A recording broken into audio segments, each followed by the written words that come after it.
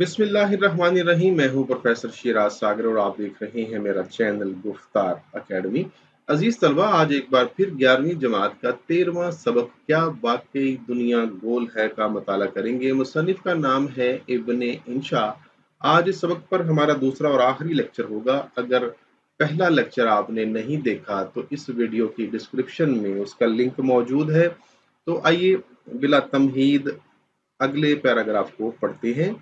रश्क आता है कि दुनिया में ऐसे लोग भी हैं कि कभी कैदे मकाम से नहीं गुजरते। कैदे मकाम किसी एक जगह ठहरना या किसी एक जगह ठहरने की पाबंदी होना। गुजरांवाला तक गए भी तो दूसरे रोज घर लौट आए। हमसे पूछिए, जो मजा और थ्रिल, मलमल का कुर्ता पहन, कबाम वाला पान कल्ले में दबा, टांग पर टांग धरे घर में दास्ताने अमीर हमजा पढ़ने और लंबी तान कर सोने में है, वो जगह जगह मारे मारे फिरने में कहाँ। क़याम की राहतें और बरकतें कहाँ तक बयान की जाएं। थ्रिल ये अंग्रेजी का लफ्ज है। इस सफ़े के बिल्कुल नीचे हाशिए में ये लिखा हुआ है जी, थ्रिल। इसका लफ्जी मतलब कह सकते हैं खुशी की लहर या जोश व जज्बा। मलमल एक कपड़े का नाम है जी, जैसे लट्ठा, कॉटन, बोस्की वगैरह होता है, और बिल्कुल उसी तरह मलमल एक कपड़े का नाम है। मलमल का कुर्ता यानी मलमल कपड़े का कुर्ता।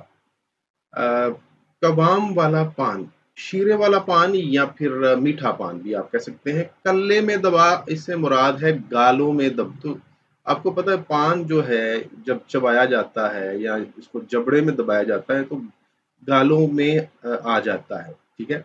तो गाल में दबाना ही इससे मुराद लिया जाता है। टांग पर टांग धरे, ये मुहावरा है। मतलब है इसका बेफिक्र होकर बैठना, इत्मीनान से बैठना। दास्ताने अमीर हमजा यानी अमीर हमजा की दास्तान, फर्जी किस्से कहानियां आप कह सकते हैं। लंबी तान कर सोना, ये भी एक मुहावरा है जी। लंबी तान कर सोना, इत्मीनान की नींद सोना या फिर बेफिक्र होकर बगैर किसी परेशानी के लंबी नींद सोना। मारे मारे फिरना यानी जगह जगह जाना, मुख्तलिफ जगहों पर ख्वार होना। क़याम की राहतें और बरकतें, क़याम एक जगह पे अकामत इख्तियार करना या रुकना। राहतें सुकून वगैरह, इत्मीनान वगैरह। ना पासपोर्ट की फिक्र, ना वीज़ा के लिए भाग दौड़। तो ना पासपोर्ट की कोई परेशानी और ना वीज़ा के लिए इधर उधर भागने की ज़रूरत। ना फॉरेन एक्सचेंज का टंटा। फॉरेन एक्सचेंज ये अंग्रेजी का लफ्ज़ है जी, जैसे पहले थ्रिल का लफ्ज़ आया, बिल्कुल यहाँ नीचे लिखा भी है अंग्रेजी में। मतलब गैर मुल्की करेंसी। टंटा झगड़ा, परेशानी। तो किसी किस्म की कोई गैर मुल्की करेंसी हासिल करने की कोई परेशानी या झगड़ा नहीं है। ना हवाई कंपनियों के दफ्तरों के फेरे के भाई एक सवारी हम भी हैं, यानी किसी जो हवाई कंपनी है, एयरलाइन, उनके दफ्तरों के चक्कर लगाने की भी ज़रूरत नहीं है। फेरे यानी चक्कर, कि यार एक सीट हमें भी दे दें, कोई ज़रूरत नहीं है। जब आप कहीं जाएँगे तो ज़रूरत पड़ेगी ना, जब आप क़याम करेंगे तो फिर ज़रूरत नहीं पड़ेगी कि भाई एक सवारी हम भी हैं, बिठा लो। हमें कहीं चंदे क़याम का तजुर्बा हो तो ऐसा ज़बरदस्त क़यामनामा लिखें कि लोग हरीफों के सफ़रनामों को भूल जाएँ। चंदे क़याम, कुछ अरसा क़याम करना या मुख्तसर क़याम करना। क़यामनामा, क़यामनामा जो है ये मतलब सफ़रनामा की ज़िद। हरीफ, हरीफ का मतलब होता है मद्दे मुकाबिल होना, मुखालिफ होना। ए नाज़रीन, नाज़रीन मतलब देखने वालों को कहते हैं, ठीक है। टीवी पर भी अक्सर ये लफ्ज़ जो है इस्तेमाल किया जाता है। कभी सफ़र का इरादा न करना, अजनबी देशों में जगह-जगह के खतरात होते हैं। टैक्सी वाले हैं, चोर उचक्के चोरी करने वाले, उठाई गिरे यानी सामान उठाकर भाग जाने वाले वगैरह वगैरह। सामान लूटने वाले, सब्र करार लूटने वाले वगैरह। तो सामान लूटने वाले तो यकीनन चोर हो गए, और सब्र करार लूटने वाले से मुराद है हुस्न वाले, खूबसूरत लोग, जिनको देखकर इंसान का जो है वो सुकून, चैन बर्बाद हो जाए। आगहरी कुल्ली वगैरह किस्म की चीज़ भी बाहर के मुल्कों में कम ही मिलती। कुल्ली जैसे सामान उठाने वाले होते हैं, ख़ास तौर पे रेलवे स्टेशंस पर जो किसी मुसाफ़िर की मदद करते हैं, उसका सामान उठा लेते हैं और उसके सिले में वो अपना मुआवज़ा लेते हैं। तो ये एक तरह से मज़दूरी करते हैं वहाँ पे। तो कुली वगैरह किस्म की चीज़ भी बाहर के मुल्कों में कम ही मिलती है। इंसान को अपने सूटकेस और बुगचियों के अलावा अपने नाज़ भी बिल-अमूल खुद ही उठाने पड़ते हैं। सूटकेस, ब्रीफ़केस वगैरह, बैग वगैरह, लगेज वगैरह और बुगची, बुगची जो है ना ये इसका लफ़्ज़ी मतलब होता है सामान की गठड़ी, जो अक्सर आपने देखा होगा लोग किसी चादर को ज़मीन पर बिछाकर उस पर सामान रखकर फिर उसको उसके कोनों को पकड़कर गिरा लगा देते हैं, तो वो उसको गठड़ी कहते हैं और बुगची भी कहा जाता है। तो इस तरह के जो सामान की बुगचियाँ हैं, वो भी खुद उठाने पड़ते हैं, बल्कि मुसन्निफ़ के बकौल नास यानी नख़रे भी खुद ही उठाने पड़ते हैं। तो आइए अब कुछ निकात की मदद से बात करते हैं जी। सबसे पहली बात कि मुसन्निफ ने सफ़र ना करने वालों पर रश्क किया है। वो कहता है कि ये बड़े रश्क की बात है कि अगर कोई एक जगह पर रुके, सफ़र ना करे और एक जगह पे उसको ठहरने का मौका मिले, तो उस पर रश्क करना चाहिए। और ऐसे लोग दुनिया में हैं, जो सफ़र करने से कतराते हैं, उसको एक मुसीबत ख़्याल करते हैं, परेशानी समझते हैं और अगर वो बेचारे बिलफ़र्ज़ बअमर मजबूरी गुजरांवाला तक जाना भी पड़े, तो दूसरे दिन ही वापस आ जाते हैं। यानी कोशिश करते हैं कि ज़्यादा दूर ना जाना पड़े और अगर जाना भी पड़े, तो ज़्यादा देर ठहरना ना पड़े, सफ़र तवील ना हो जाए और ऐसे लोग एक जगह रहना, सफ़र ना करना और एक जगह तवील क़याम करना उसको बेहतर ख़्याल करते हैं। उसमें वो थ्रिल और मज़ा जो है वो तलाश करते हैं। तो फिर मुसन्निफ़ कहते हैं कि हमसे पूछिए कि जो मज़ा और जोश-ओ-जज़्बा और खुशी की लहर मलमल का कुर्ता पहनकर मीठा पान गालों में दबाकर टाँग पर टाँग धर के दास्ताने अमीर हमज़ा पढ़ने और फिर बेफ़िक्र होकर तवील दौरानिए तक सोने में है, वो मज़ा जगह-जगह मारे-मारे फिरने में बिल्कुल नहीं है। उनके कहने का मतलब ये है कि एक जगह पर रुकना, आराम से बैठना, मुख्तलिफ़ किस्म की किस्से कहानियाँ पढ़ना, मीठा पान खाना, मलमल का कुर्ता पहनकर आराम से ज़िंदगी गुज़ारना या फिर हर तरह की परेशानी से महफूज़ होकर लंबी तान कर सोने में जो मज़ा है, वो जगह-जगह ख्वार होने में नहीं है। जब मतलब जब आप कहीं जाएँगे तो मसाइल का सामना करना पड़ेगा, सफ़र की अपनी सऊबतें होती हैं। इंसान बेआराम हो जाता है। रास्ते में कोई परेशानी हो सकती है, गाड़ी खराब हो सकती है, कहीं पे कोई और मसला दरपेश हो सकता है या फिर अगर आप कहीं जा रहे हैं तो ठहरने में वो सहूलियात मुयस्सर नहीं होती, जो कि अपने घर में होती हैं। तो इसलिए वो कह रहे हैं कि जगह-जगह मारे-मारे फिरने में वो मज़ा कहाँ जो कि एक जगह पे रुक कर, ठहर कर और उसका मज़ा उठाकर आप ज़िंदगी गुज़ारते हैं, वो अ, जगह-जगह जाने में हरगिज़ नहीं है। फिर वो कहते हैं क़याम की राहतें और बरकतें यानी एक जगह जगह रुकने और अ, उस ठहरने की जो राहतें हैं, जो आराम है, जो सुकून है और जो बरकतें हैं, वो मैं कहाँ तक बयान करूँ। तो उनके कहने का मतलब ये है कि फुर्सत के लम्हात में जो मज़ा अ, अमीर हमज़ा के फ़र्ज़ी किस्से कहानियाँ पढ़ने में है, वो जगह-जगह जाकर परेशानी उठाने में हरगिज़ नहीं है। फिर वो सफ़र की सऊबतों और बखेड़ों का ज़िक्र करते हैं कि जब आपको कहीं जाना पड़ता है, तो फिर आपको ख़ास तौर पे मुल्क से बाहर, तो सबसे पहले तो आपके पास एक पासपोर्ट होना चाहिए। अगर आपके पास पासपोर्ट नहीं है, तो फिर आप बाहर नहीं जा सकते और आज के दौर में پاسپورٹ بنوانا خود ایک مصیبت ہے، لائن میں لگو، بہت سارے جو ان کے لوازمات ہیں وہ پورے کرو، جو ان کی پاسپورٹ کے لیے چیزیں ضروری اشیاء ہیں وہ اکٹھی کرو، پھر وہاں پہ ویزا کی فیس ادا کرو، اور پھر کئی دن جو ہیں وہ ان کا انتظار کرو اور پھر پاسپورٹ حاصل کرو۔ پھر پاسپورٹ کے بعد دوسرا مرحلہ جو ہے وہ کسی ملک میں جانے کے لیے اس کا ویزا ضروری ہوتا ہے۔ پھر ظاہر ہے کہ ان کی ایمبیسیز میں جائیں، ان کے سفارت خانے میں جانا پڑتا ہے، مختلف قسم کے فارمز جو ہے بھرنے پڑتے ہیں، جو بھی وہ کاغذات مانگتے ہیں، ڈاکومنٹس مانگتے ہیں، وہ بھی مہیا کرنے پڑتے ہیں۔ ثابت کرنا پڑتا ہے کہ آپ صرف سیر و تفریح کے لیے جا رہے ہیں، وہاں پہ مستقل قیام نہیں کریں گے۔ تو اس کے لیے مختلف قسم کے کاغذات جمع کروانے پڑتے ہیں، اور یہ الگ ایک مصیبت ہے۔ اور پھر وہ ان کی مرضی ہے ویزا جاری کریں یا نہ کریں۔ اس کے بعد پھر جس ملک میں آپ نے جانا ہوتا ہے، اس ملک کی کرنسی کی بھی آپ کو ضرورت ہوتی ہے، اور پھر اس کی کرنسی جو ہے وہ بھی تلاش کرتے پھریں کہ وہاں ایئرپورٹ سے ہی اخراجات شروع ہو جاتے ہیں، تو اس ملک کی کرنسی کی بھی آپ کو ضرورت ہوتی ہے، وہ ایک الگ جھگڑا ہے، ٹھیک ہے۔ اور پھر ویزا حاصل کرنے کے بعد، کرنسی حاصل کرنے کے بعد مزید مصیبت یہ ہے کہ آپ کو کسی ایئر لائن کے دفتروں کے چکر بھی کاٹنے پڑتے ہیں کہ خدا کے لیے ہمیں بھی ایک سیٹ دے دیں، ایک ٹکٹ دے دیں۔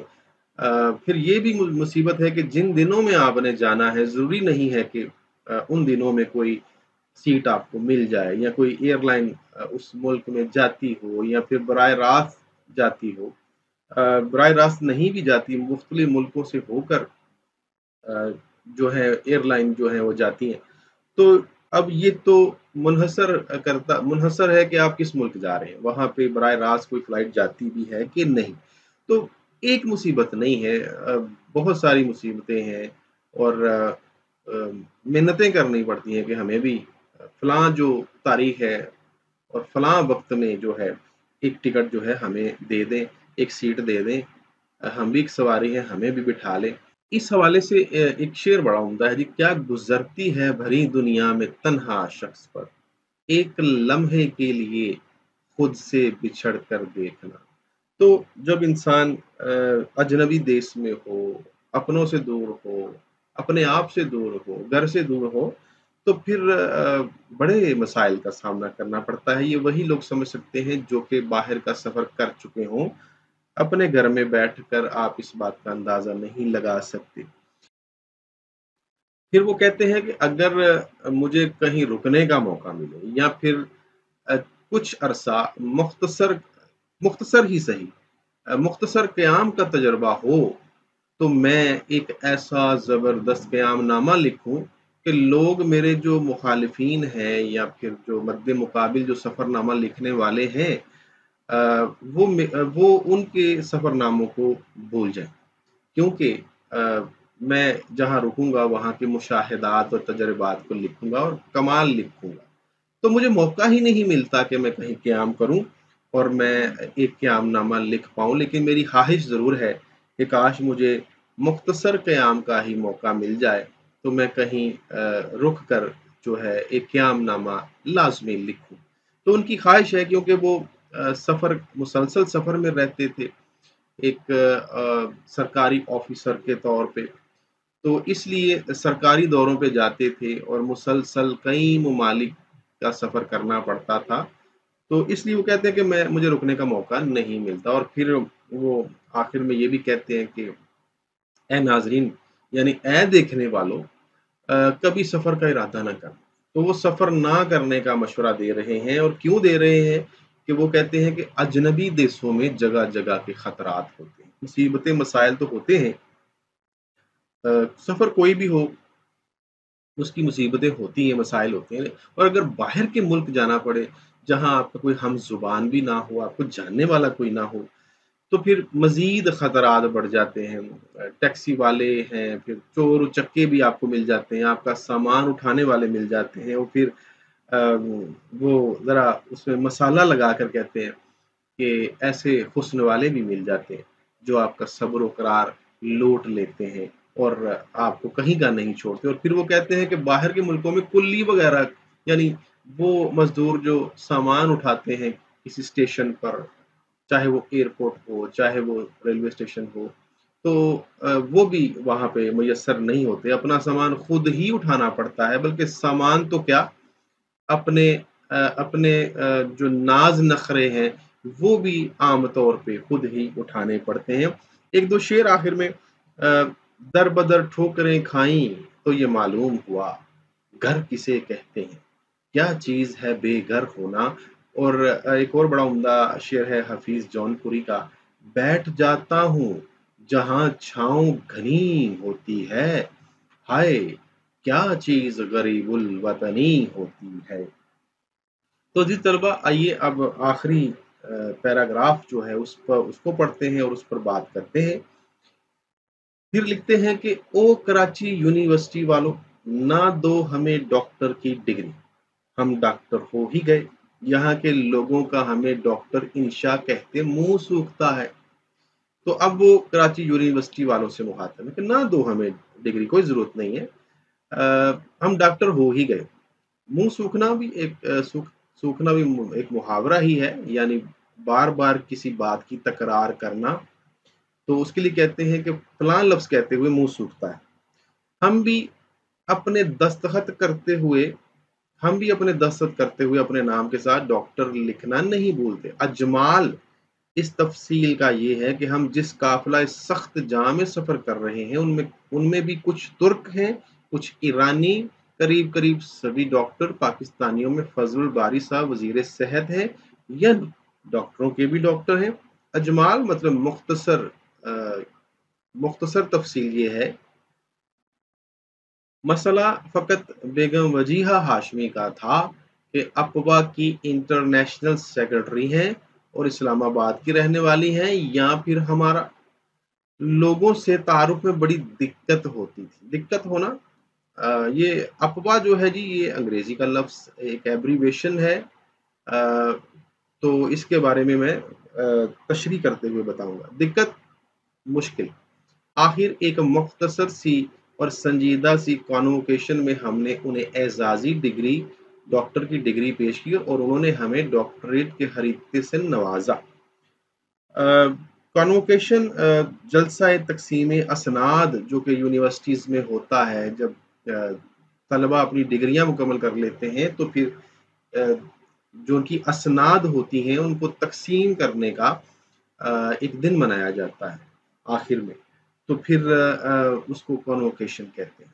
اعزازی ڈگری جو ہوتی ہے یہ ایک ایسی ڈگری ہوتی ہے جو کسی خاص شعبے میں کسی خاص خدمت کے عوض اعزازی طور پر کسی یونیورسٹی کی جانب سے دی جاتی ہے. یعنی اس شخص نے جو ہے نہ تو وہاں پہ داخلہ لیا ہوتا ہے، نہ کورس کیا ہوتا ہے، نہ تعلیم حاصل کی ہوتی ہے، نہ وہاں پہ تعلیم و تدریس میں جو ہے وہ مشغول رہا ہوتا ہے.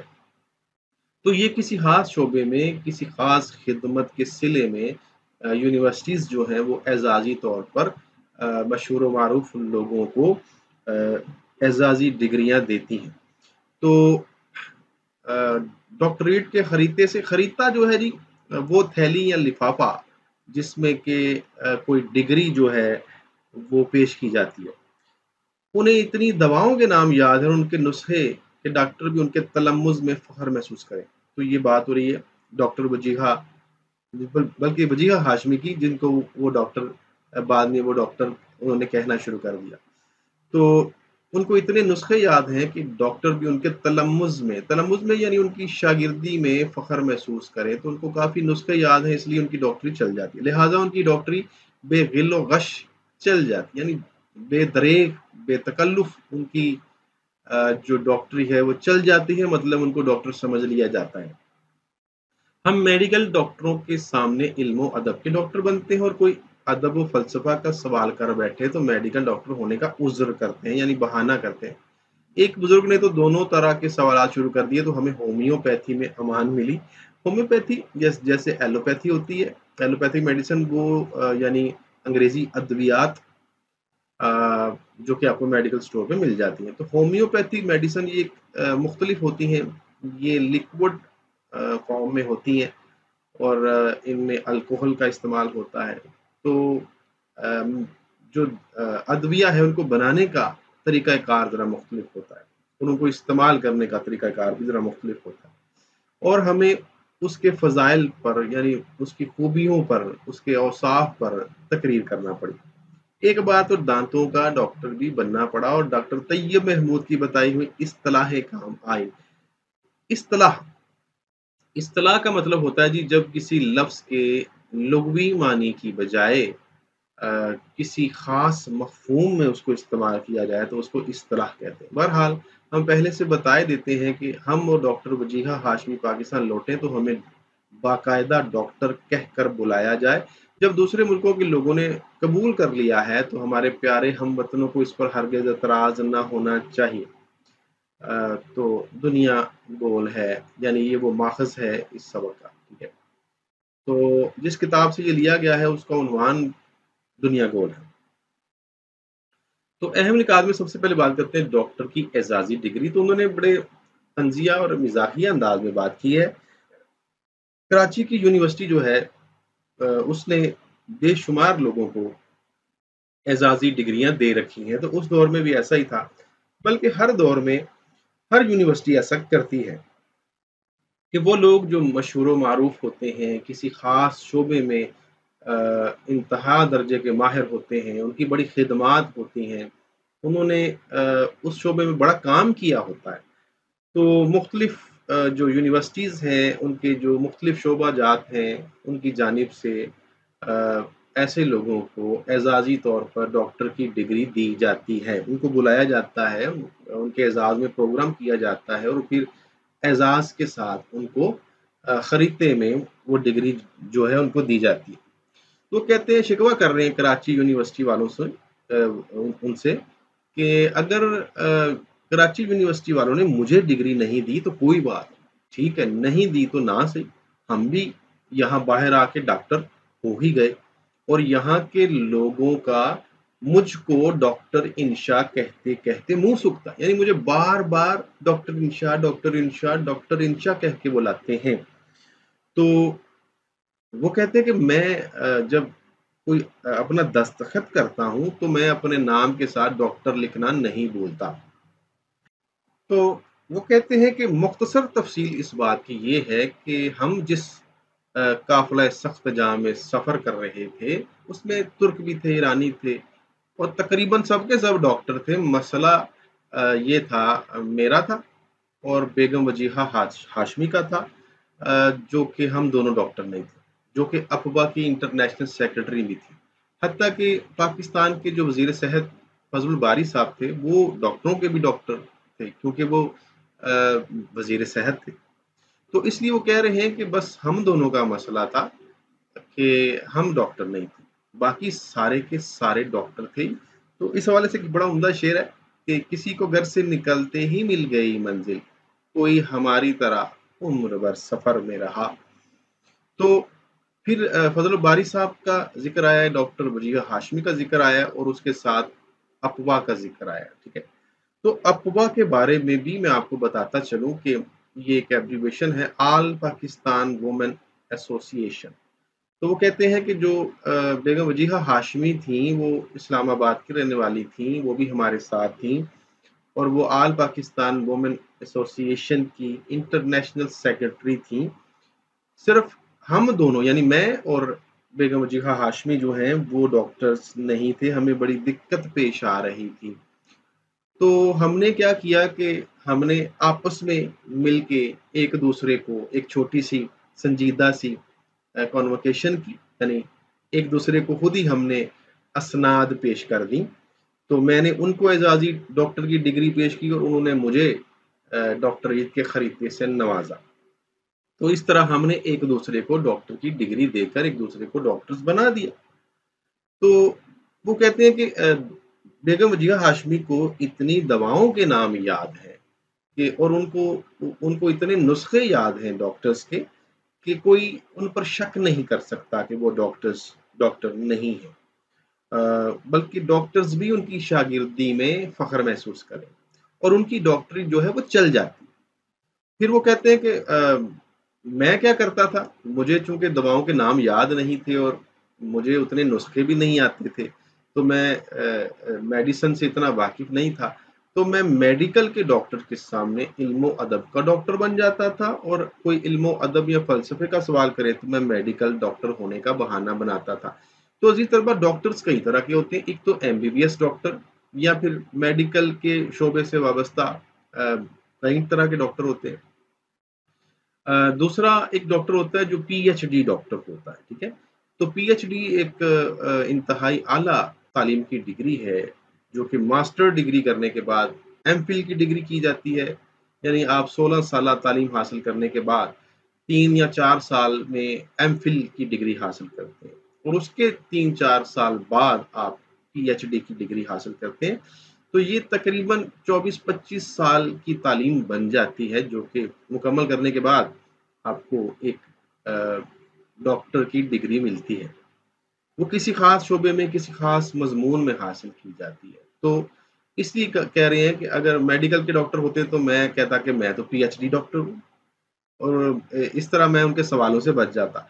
और अगर कोई इल्म फ़लसफ़ा का सवाल कर लेता तो फिर मैं उसको कहता मैं एमबीबीएस डॉक्टर हूँ, इसलिए मैं उनके सवालों से बच जाता। और वो कहते हैं एक बुज़ुर्ग तो ऐसे थे कि जिन्होंने दोनों तरह के, यानी इल्म अदब के फ़लसफ़े के सवाल भी शुरू कर दिए और अ मेडिसिन के हवाले से मेडिकल के सवालात भी शुरू कर दिए, तो फिर मुझे होम्योपैथिक में अमान मिली। तो कहते हैं फिर मैंने कहा कि मैं तो होम्योपैथिक डॉक्टर हूँ। तो इस तरह मेरी जान बच गई, मेरी जान छूट गई। अ, मेरा जो मैंने जो अपने आप को डॉक्टर करार दिया हुआ था, अ, वो मैं इस हवाले से बच गया कि लोगों ने फिर यकीन कर लिया कि ठीक। फिर वो कहते हैं कि एक बार तो मुझे होम्योपैथिक में पनाह मिली और उसकी खूबियों पर मुझे तकरीर भी करना पड़ गई। और फिर वो कहते हैं एक बार तो ऐसा भी हुआ कि मुझे बचने के लिए ये बताना पड़ा कि मैं तो डेंटिस्ट हूँ, दाँतों का डॉक्टर हूँ। और फिर वो कहते हैं कि मुझे अपने दोस्त डॉक्टर तैयब महमूद की कुछ बताई हुई इस्तिलाहात जो कि मेरे ज़हन में रह गई थी, वो मेरे काम आई। तो इस तरह मैं बच गया, ताकि लोगों को पता ना चले कि मैं डॉक्टर नहीं हूँ।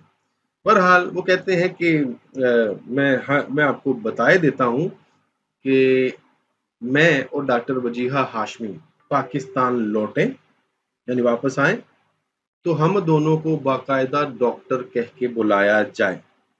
जब दूसरे मुल्कों के लोगों ने कबूल कर लिया है, तो फिर हमारे प्यारे हमवतनों को इस पर हरगिज़ ऐतराज़ नहीं होना चाहिए।